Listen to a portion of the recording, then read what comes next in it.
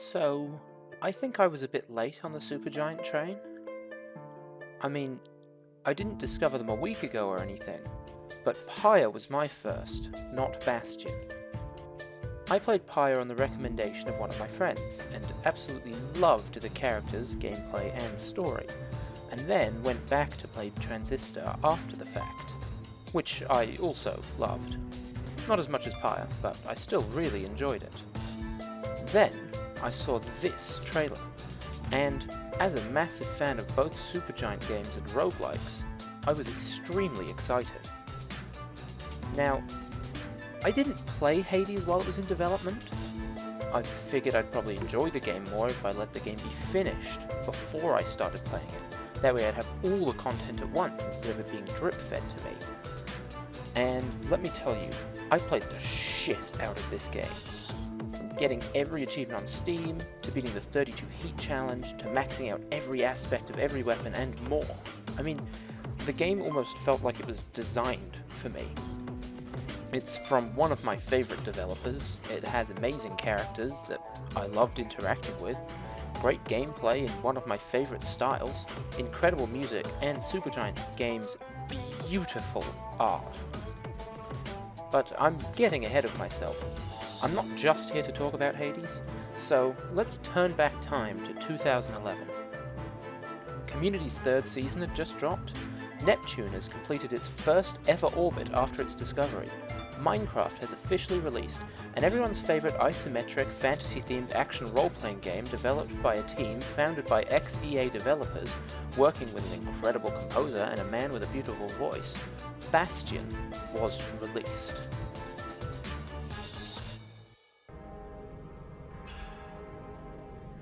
As I've already said, I got on the Supergiant train well after Bastion came out.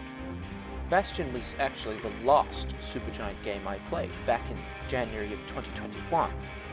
First game they made, and the last that I played. Now, I want to stress, I do think that Bastion is a good game.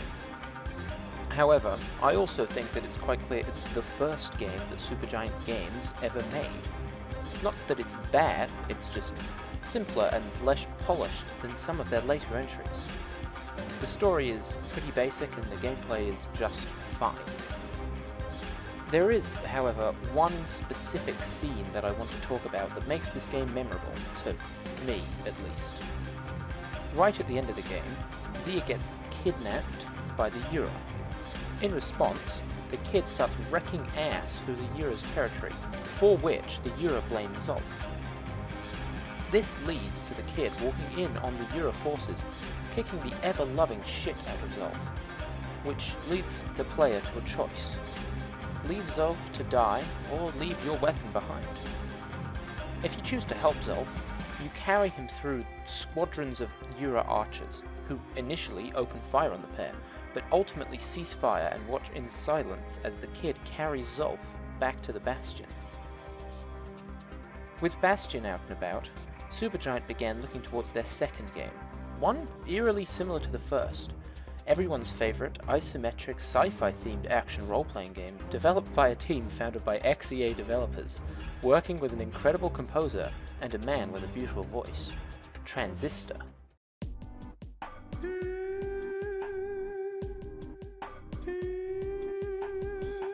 Jokes about how similar Transistor is to Bastion aside, this game really is amazing, but flawed. The art in Transistor is fucking beautiful, much better than Bastion and debatably better than even Pyre and Hades at times. The atmosphere in this game is exceptional as well, possibly the best it's been in any Supergiant game.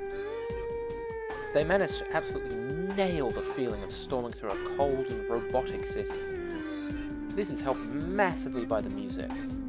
Transistor's soundtrack is in the running for the best soundtrack in any game, not just of the Supergiant quadrilogy, especially when the soundtrack shifts to include more of the robotic-sounding lyrics and instruments, and especially in the vocal songs, which are absolutely carried by Ashley Barrett's exceptional vocal performance. Speaking of Ashley Barrett, she voices the main character, Red, a famous singer in Cloudbank City who, after an assassination attempt which leaves her mute and her hide protection unknown, dead, decides to figure out what is going on in the city. Auden, who was impaled by the Transistor, has been absorbed into the sword alongside Red's voice, allowing him to communicate with Red, acting as the game's narrator. Red and Auden make their way towards her former performance stage, the site of the assassination attempts, along the way encountering an intelligent robot army called the Process. It is discovered that the Camerata, a group of high-ranking officials within the city, are responsible for both the Process and the assassination attempt. As she travels towards the stage, Red discovers the integrated bodies of Cloudbank citizens, absorbing their bodies into the Transistor and unlocking new functions within it. This allows you to learn about the citizens' past and unlock their function files. This grants the Transistor new abilities called functions, which can be equipped as new attacks, passive abilities, or applied to other functions to create new combo attacks, which can lead to some crazy powerful combinations. Upon reaching the stage, Red encounters Sybil Rice, a Camerata member and old friend corrupted by the Process. Red discovers that Sybil was in love with her and planned the assassination attempt to dispose of Auden and have Red for herself. Red is forced to fight the corrupted Sybil, absorbing her into the Transistor and using her knowledge to find the remaining Camerata members. After entering the high-rise district, Asher Kendrell, another Camerata member, reveals that the Process was their fault, but they lost control of them. After fighting through a huge wave of the Process, including the gigantic Spine, which is an amazing boss fight, Red reaches the hideout of the Camerata to discover the now dead bodies of Asher and Grant Kendrell, who have committed suicide. This prompts Red to search for the only remaining Camerata member, Royce Brackett, to kill him and then escape the city. Searching for Royce, Red discovers that part of the city has now been processed, just as the people of the city were. Royce then reveals to Red that the Transistor has the ability to manipulate the environment and landscape of Cloudbank, and that the Camerata have been using it for years to appease the citizens. Red then arrives at the Cradle, the system which the Transistor powers to control the city. After placing the Transistor in the Cradle, saving the city from the Process, Red is absorbed into the Transistor alongside Royce. Royce informs Red that only one of them can escape from within the Transistor, and begins trying to kill her. Having defeated Royce, Red escapes back to Cloudbank City and attempts to unprocess the body of Auden, but learns that he cannot be restored from inside the Transistor. Upon learning this, she sits next to the body and, despite Auden's protests, impales herself with the Transistor. In the closing credits, alongside hearing possibly the best song in the soundtrack, it is revealed that Red and Auden have reunited within the Transistor, and Red's voice has been restored. Now, that is a beautiful story, and the ending is extremely satisfying to play through. However, it can be extremely convoluted and confusing at times, especially before the finer details of the Transistor and the Camerata are revealed. I know that on my first playthrough, for a huge chunk of the game, I had no idea what was even happening. I was just playing through it. Likewise, the combat can be really fun because of the incredible versatility and some of the enemies, but sometimes combat can just suck, and some of the enemies are just annoying to deal with, and the strategic planning mode is not very useful most of the time due to the fact that enemies can just move out of the way.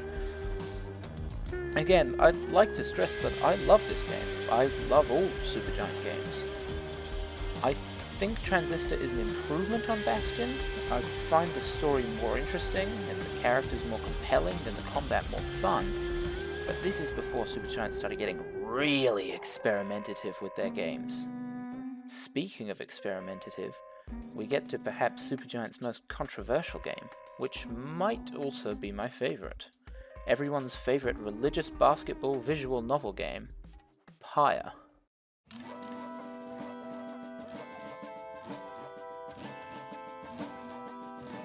Pyre is a truly unique game. How many developers do you know that would mix a religious basketball game with a visual novel? Not only that, but mix them at this higher quality. As I already said, Pyre was my first Supergiant game, and how I fell in love with the studio as a whole.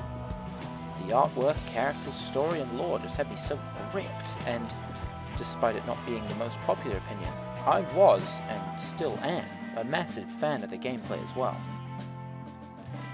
The real core of what makes this game so good, though, is the characters. None of the other elements of the game, save for maybe the ever jaw-dropping music, would work anywhere near as well they do if it weren't for the characters. So let's start there. You play as the nameless Reader, who is found by Hedwyn, Jadariel and Rookie after having been banished from the Commonwealth for crimes of literacy, which was made criminal after reading almost caused an insurrection. Hedwyn, Jadariel and Rookie, after discovering you can read, offer you the ability to join the new Nightwings, the triumvirate to which they belong. As their reader, you guide their actions during the Rites, a religious competition performed between two different triumvirates. Winning a rite grants the favour of the 8 scribes, who were the original exiles to the downside, wrote the Book of Rites, and are revered by some as a pantheon of gods. As a triumvirate, you travel around the various locales of the world to find the various rite locations, each named after the scribe that influenced that area, save for the Isle of Calamar. It is at these locations that you face the 8 other triumvirates, each founded by one of the 8 scribes. These are, in order of appearance, the Accusers, founded by Golgolthanion, the Fate, founded by Jamur, the Dissidents, founded by Haub, the Withdrawn, founded by Melith, the Pyre Hearts, founded by Underking Orus, the Essence, founded by Triesta, the Chastity, founded by Luce Glorian, and the Tempest, founded by Solium Mur. Each of the triumvirates was founded on a theme, such as the Dissidents, who were founded under the idea that all who do not belong, belong. However, many of them now stand as clear perversions of those very ideas, such as the Chastity, who are supposed to be all about respecting the liberation rites and finding enlightenment in the cycle, but are led by manly Tinderstaff, who aims to abuse the rites to land himself a good position in the Commonwealth. Alongside meeting an extensive list of adversaries, as you travel you come across many allies, one for each race, who join up to the Nightwings, either in a hope to attain freedom or to attain some other goal. They are, in order, Hedwyn the Nomad, Jadariel the Demon, Rookie Greentail the Cur, Vagabond, the Savage, Tizo the Drive Imp, Sir Gilman the Worm Knight, Pamitha Thane the Harp, Volfred Sandalwood the Sap, and Bertrude the Crone. Also, this guy. We're going to put a pin in him, come back to it later. Each of these characters have unique and interesting backstories that usually show themselves in ways other than just the dialogue. For example, Jadariel will initially refuse to participate in rites with Pamitha, as Jodariel had a past of fighting the Highwind Remnants.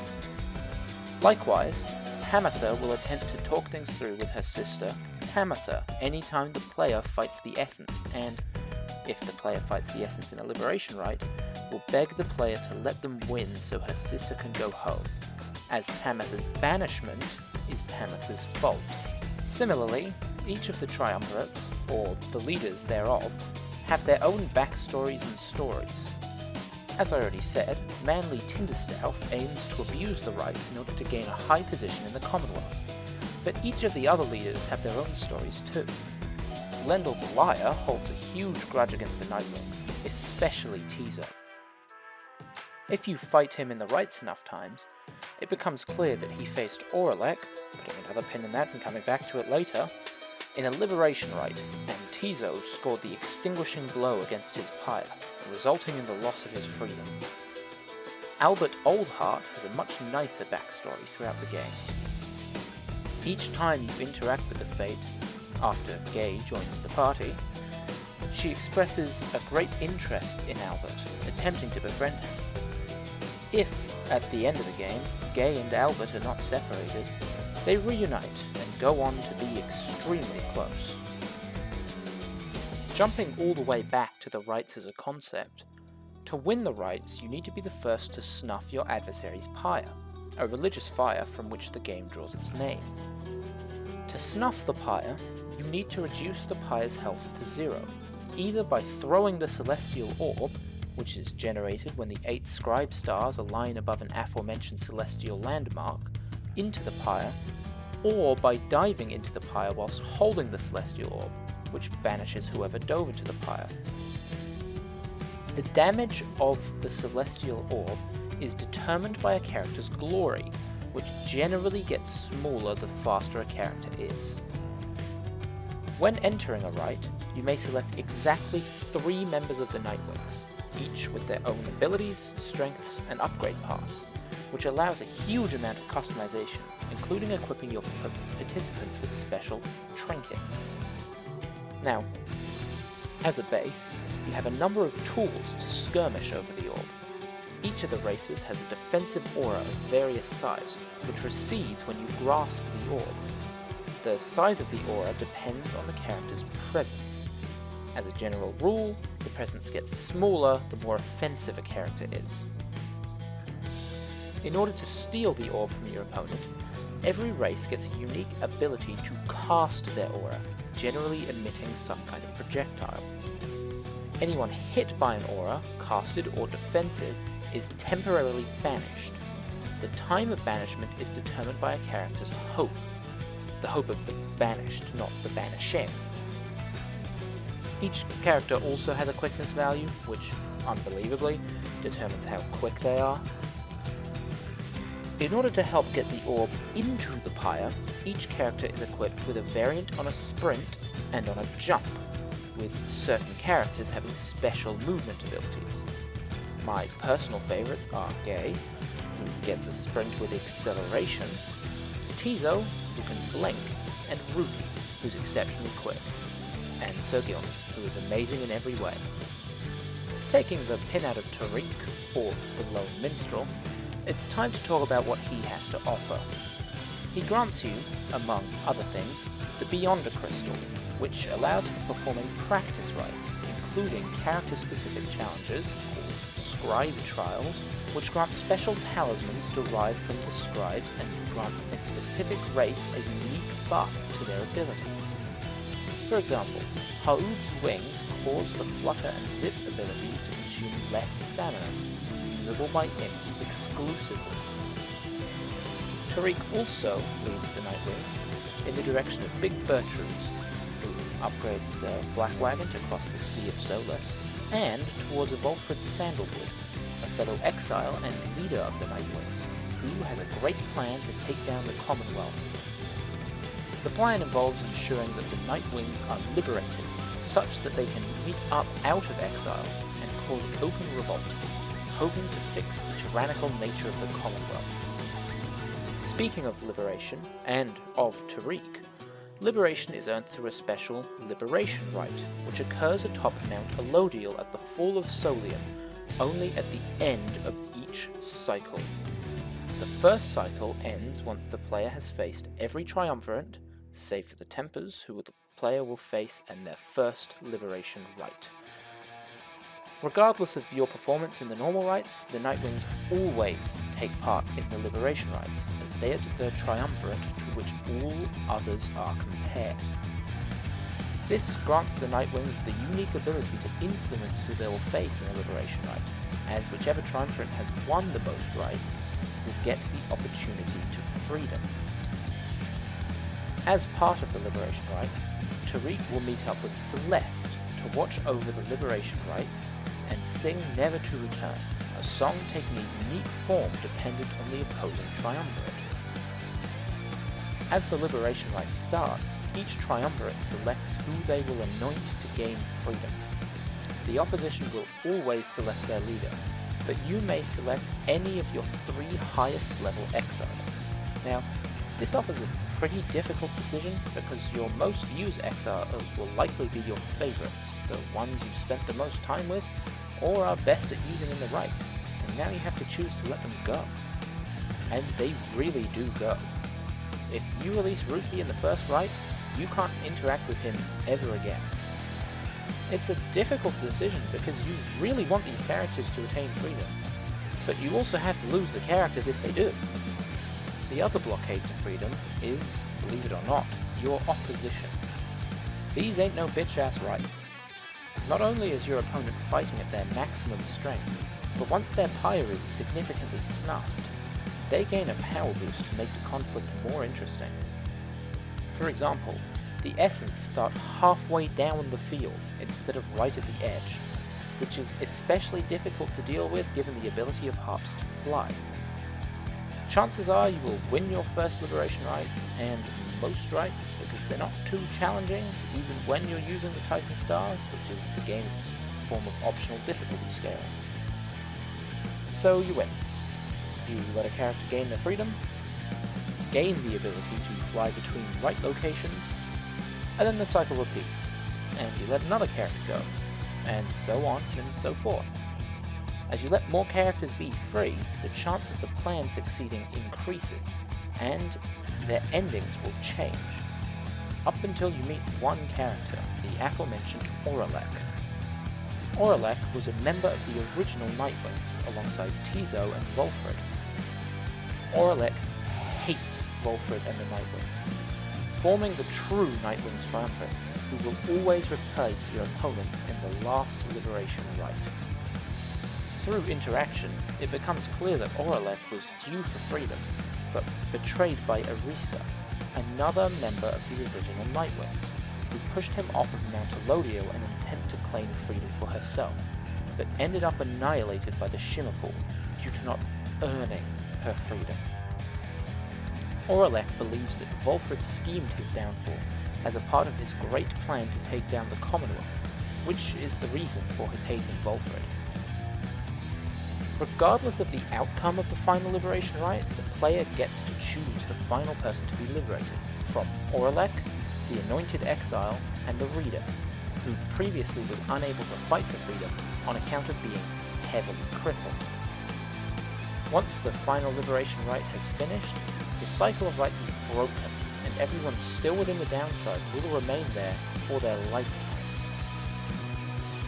Once the game is finished and the credits are rolling, Tariq and Celeste sing the game's final song together, Bound Together, which summarizes the stories of all of the characters before you get access to an area, which contains a statue of each character. Interacting with each statue will tell you exactly where each character ends up, who they end up with, and what they're up to. This makes for an extremely satisfying ending to the game, as you not only get to hear a song, a fantastic song, about the beloved characters, but also get to know exactly where and with whom everyone ended up.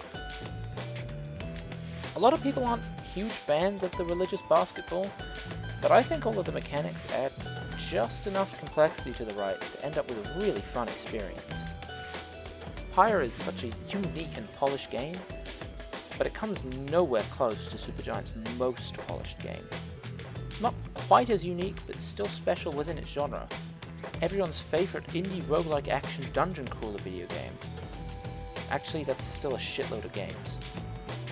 Everyone's favourite indie roguelike action dungeon crawler developed by a small team which used an early access phase to generate hype and allow for player feedback, and places a big focus on storytelling and characters, drawing its inspiration from Greek mythology, and won a Dyson Game Developers Choice Award, Hades.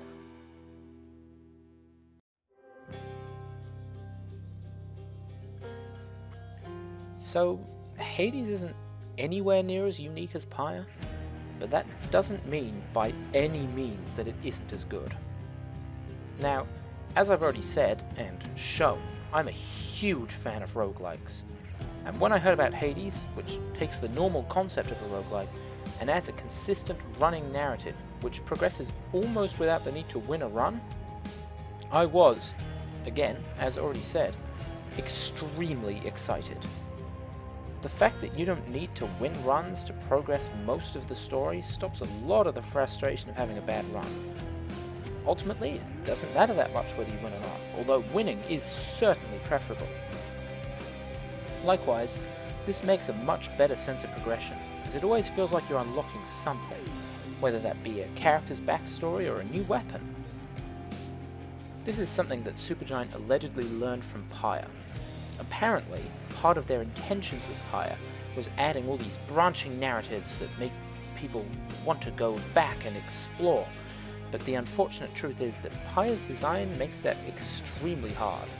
Trying to find out everyone's endings and all the combinations would take way too many playthroughs to justify the payoff, especially seeing as the core gameplay and the narrative playing out is essentially the same over and over and over and over and over and over and over again.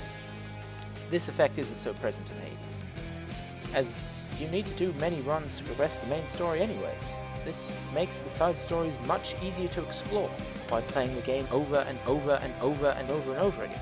If you need to do 10 runs anyway, chances are you'll run into Patroclus at least once over those runs, which allows for some development in that story. Speaking of side stories, the game has an amazing array of characters to talk to. In all honesty, I think the talky-talky sections of this game are just as, if not more fun, than the actual smashy-smashy looty-looty sections of the game. This also leads to dying not being as frustrating, as you get to go back to the House of the Dead and hang out with all the amazing characters, and there are a lot of them. A good mix of dead fucks and also some literal gods. The major players in the actual story are Zagreus, the main character, voiced by Darren Korb, Hades, Zagreus' father and the god of the dead, voiced by the previously mentioned beautiful voice man, Nyx, Zagreus' mother figure and god of darkness, who granted him the Mirror of Night and the favor of the Olympians, pinning it again and coming back to it later, and Persephone, Zagreus' birth mother and Hades' wife, who left the underworld for an unknown reason. Many of the other characters act in service to the main plot, but don't have quite as much of a hand in it, such as Achilles, who trained Zagreus to fight. Each of these side characters have their own personal arcs, which Zagreus helps to develop, oftentimes through nectar and ambrosia, but sometimes just through cycling dialogue. These are, in extremely minute detail, Nyx and Chaos reconnecting, Megara and Zagreus repairing their relationship and potentially rekindling their love, Tisiphone learning to speak, Thanatos understanding Zagreus' strength and also potentially falling in love, repairing Hypnos and Thanatos' brotherhood, and getting Hypnos Asterius' autograph, reuniting Achilles and Patroclus, helping Dusa clean up, killing Skelly and unlocking the challenge statues, helping Orpheus and Eurydice get back together, and freeing Sisyphus from his eternal torture. The sheer number of different quests and goals that you can have at any one time helps to stop the game from becoming stale. There's always something to work on. Back to the major players, though. As I already said, you play as Zagreus, the son of Hades who, in a rebellious streak, decided to try and escape the underworld. Whilst the motivation therefore is initially unclear, it's made obvious that the only reason for his desire to escape is to find his birth mother, Persephone, who he didn't know existed until just prior to the events of the game. Now, this causes three key issues for Hades. A, the ransacking of his kingdom is causing a real administrative burden. 2, if Zagreus escapes, it ruins the underworld's whole no getting out deal. And I, he knows Zagreus can't actually escape. He's doomed to come back, eternally, due to being of the underworld. Because of this, Hades has the forces of the underworld working to oppose Zagreus' escape attempts.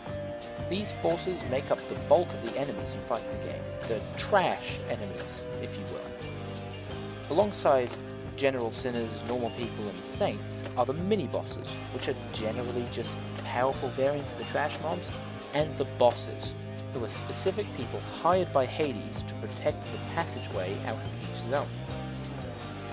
These are Megara and the Furies for the end of Tartarus, the Bone Hydra for Asphodel, Theseus and the Minotaur for Elysium, and Hades himself for the surface.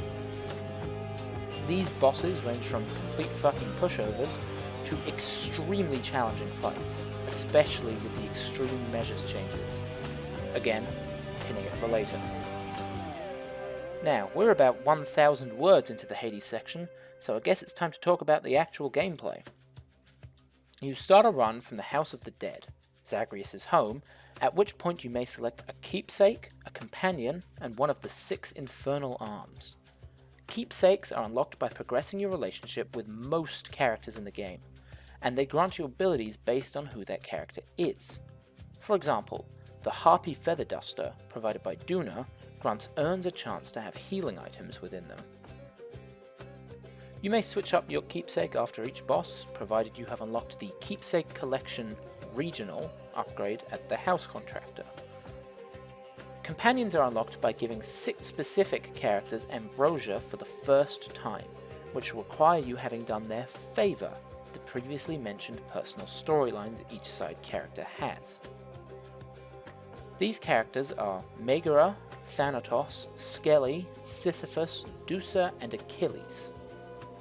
Companions function as usable items with varying effects, often dealing large area damage, but sometimes having additional effects.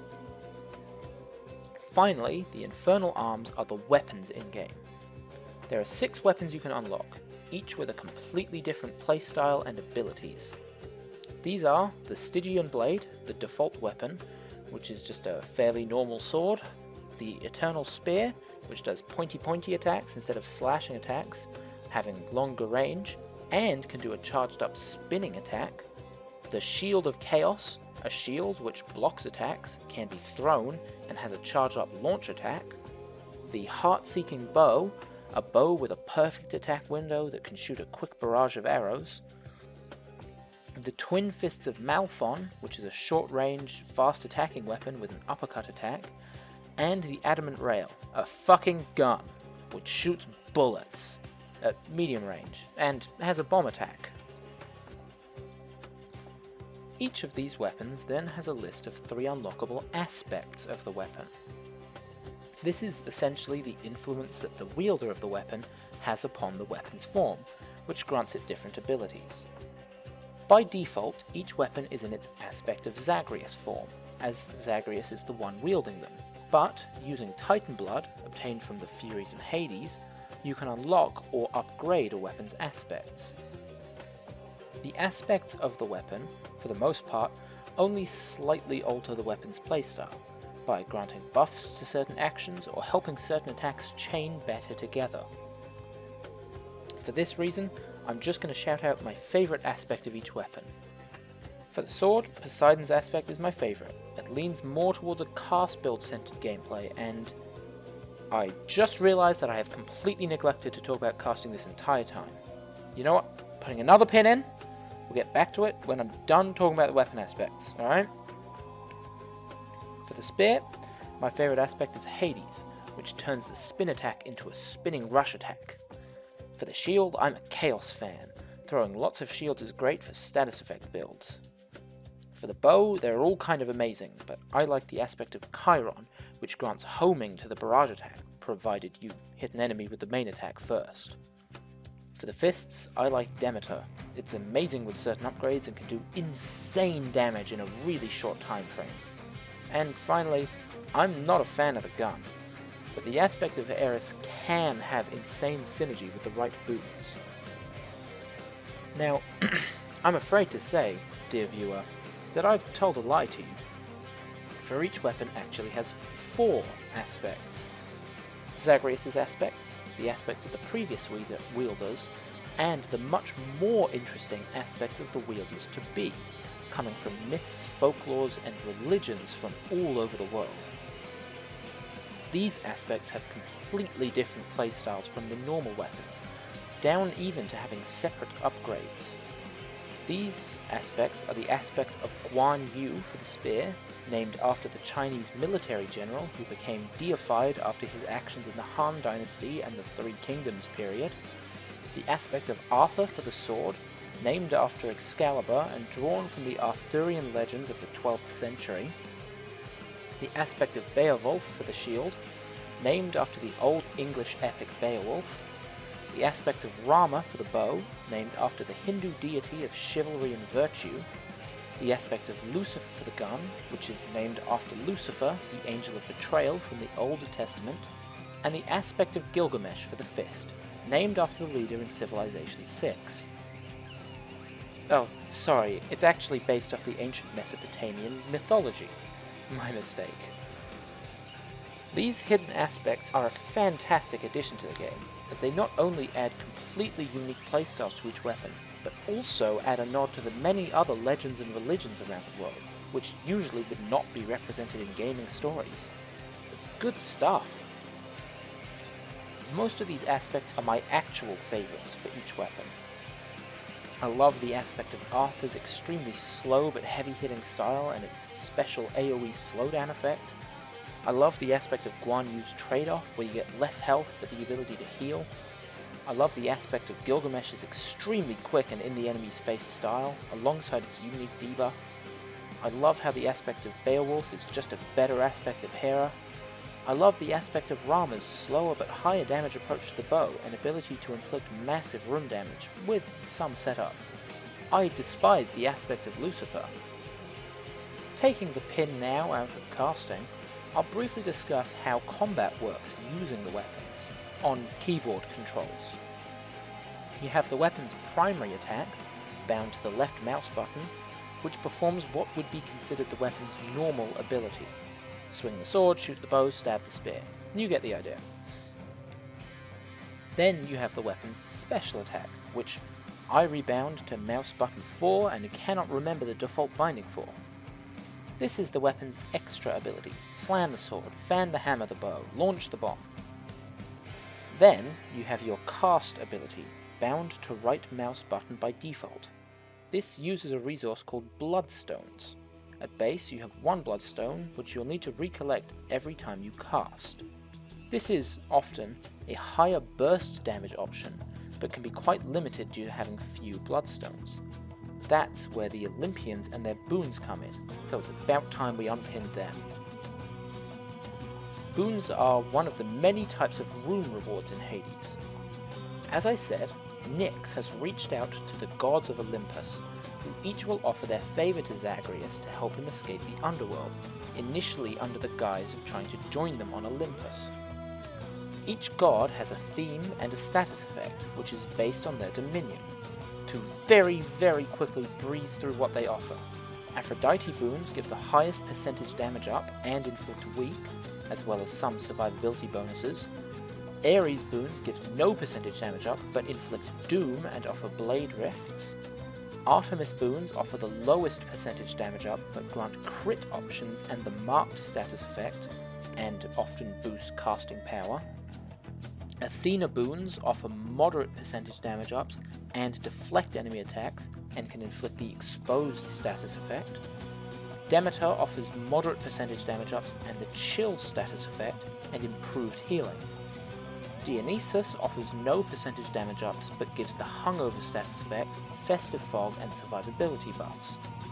Poseidon offers moderate percentage damage ups, knockback to attacks, the ruptured status, and rune reward improvements, and offers no percentage damage increase but a chain lightning effect, which adds flat damage, abilities that cause lightning strikes, and the jolted status effect. I like to sort the various status effects into 3 categories. Primary, where the status effect is the desired and direct result of the boon. Secondary, where the status effect is a nice add-on to the main ability of the boon. And tertiary, where you need an additional boon to trigger the status effect at all. Now, these boons can vary in strength depending on the weapon being used. High percentage damage increases are amazing on the aspect of Arthur's sword, because its massive base damage can be easily boosted to insane numbers, but fall a little flat on the gun because its base damage is so low. The gun pairs much better with a or a Dionysus boon, as those work best with many shots. You won't want boons from just one god, but generally there are 2 or 3 you'd like to get boons from, and that is where the Olympian's keepsakes come in. Equipping an Olympian's keepsake guarantees that the next boon you see will be of that god, meaning if you have a desired build, starting a run by equipping a keepsake of a desired god is usually a good idea. The variety of gods you draw your boons from also leads to another great aspect of the boon system, duo boons. You see, boons come in many rarities: common, rare, epic, heroic, and legendary, with legendary being saved for boons with extreme power. Duo boons can be offered when you have multiple boons from different gods. Sometimes you need to have specific ones, sometimes it comes from a list, but once you have the required boons, both gods have a chance to replace one boon offering with an appropriate duo boon, often adding an extremely powerful secondary effect to certain abilities. You can structure entire builds around duo boons, or legendary boons for that matter, which is one of the most fun elements of the game. But boons aren't the only thing on offer from completing rooms. Starting with the resources lost at the end of the run, we've already discussed boons. There are Palms of Power, which buff the power of boons, Centaur Hearts, which increase your maximum health, Charon's Obol for buying things at Charon's stores, and the Daedalus Hammer, which makes a change directly to the functionality of a weapon, acting usually as a straight buff to the way a weapon works. For example, using a Daedalus Hammer on the adamant rail allows your attack to ricochet between enemies, act as a shotgun, or turn your bomb into a rocket launcher. You may find exactly 2 hammers in a run, one in Tartarus or Asphodel, and one in Elysium. However, you can gain at most 3 weapon upgrades in a run using the pièce de résistance of items, the Anvil of Fates. Purchasable in Charon's shop in the Temple of Styx, the anvil takes away one of your weapon upgrades and grants you 2 new random ones. You have no say in what it does, and 90% of the time it completely fucks my builds, and I love it so much. Of the resources that you actually get to keep, which you get to keep regardless of the run's success, you have Chthonic Keys, used primarily to unlock the Infernal Arms and the Mirror of Night upgrades, and then for trading with the Infernal Broker. Darkness, which is mostly for the Mirror of Night upgrades. Gemstones, which are almost entirely used at the house contractor for permanent upgrades and the all-important furniture. And the boss rewards. Titan's Blood, used for upgrading and unlocking weapon aspects. Diamonds, used at the house contractor for work orders and music. And Ambrosia, used for the final relationship hearts and for upgrading companions. Once again, the massive variety of stuff that you can obtain means that you're almost always coming back to the House of the Dead with something, even if you don't have the most impressive haul. After beating the game for the very first time, the Pact of Punishment becomes installed on Zagreus' door, which unlocks the game's optional difficulty changes, which functions in a very similar way to the Titan Stars and Pyre and all the Supergiant's optional difficulty.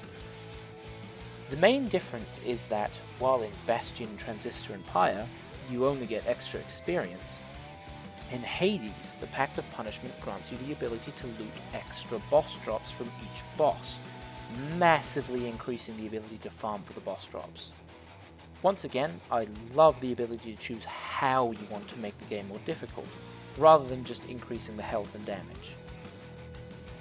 This also leads to the challenge statues, which are extremely difficult but extremely fun challenges. Especially the 32 Heat statue. Look at that beautiful bastard. This brings me to finally unpinning the extreme measures bosses I talked about earlier. You see, the absolute best optional difficulty changer is the extreme measures options. It adds a total of 10 heat at max, and the highest tier of extreme measures must be unlocked before it can be used. This guy means business. Each boss gains a bonkers powerful upgrade. When fighting one of the Furies, all 3 Furies will show up to the fight, ducking in and out to perform attacks. Still not that hard. When fighting Lernie, most of the floor will be replaced with lava. Can be quite challenging, but not the worst. When fighting Theseus and Asterius, Theseus gets a fucking rocket-powered machine gun chariot, which breaks at 33% health, reverting to the normal fight. And Asterius gets a huge speed up, the ability to chain attacks, and shockwaves to his leap combo and overhead axe attack, and a new spin attack, which can be a massive pain. Worst of all, this applies to Asterius' solo mini-boss as well. Finally, you have Hades, whose extreme measure returns him to his former power, as the powerful and terrifying god of the dead. Hades' skull casts gain a slow-down aura, he summons mini-bosses instead of normal enemies when reduced to 70% and 40% health in his first phase, and will always have a green vase present on the battlefield. In addition, Hades gains many new attacks: a chained back-to-back spin attack, a spear throw with a rush, a swiping combo always followed by a spin or a throw, a summon in which Kerberos rushes across the screen dropping bombs, always at 50% health in phase 2, a pulse that pushes Zagreus away during the brimstone attack, the ability to heal from phases, and a third fucking phase, which took me so off guard the first time I fought Extreme Measures Hades, in which the entire arena is encased in darkness, making it impossible to see, save for the area immediately surrounding Zagreus. Not to mention the abso-fucking-lutely banging music that was written for the third phase. I mean, God of the Dead was a banging track already, but oh my god does the Unseen One slap so hard. Each time you win a run, by beating Hades after escaping the underworld, you get to speak to Persephone, Zagreus' birth mother, but these moments are fleeting at best. As I said, due to being of the underworld, Zagreus cannot live on the surface, meaning that every time he escapes to the surface, he will eventually die and be reborn in the Blood Soup, the same place he respawns when dying during an escape attempt. After escaping 10 times, Persephone decides to return once more as the Queen of the Underworld, and Zagreus no longer attempts to escape in order to be with Persephone, but instead to test the Underworld's defenses as an employee of the House of the Dead. This goes back to the main theme of the game, the meaning of home and family, dysfunctional as it may be. Actually, the meaning of family is a theme present in almost all of Supergiant's games.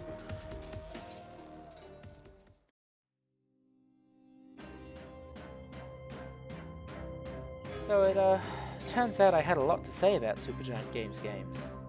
I mean, it makes sense that a video about 4 games would be pretty long, but holy shit. God, Supergiant Games is so good at making games. Their ability to try new things and write gripping stories and interesting worlds with amazing characters really makes them unique in the wider world of video games.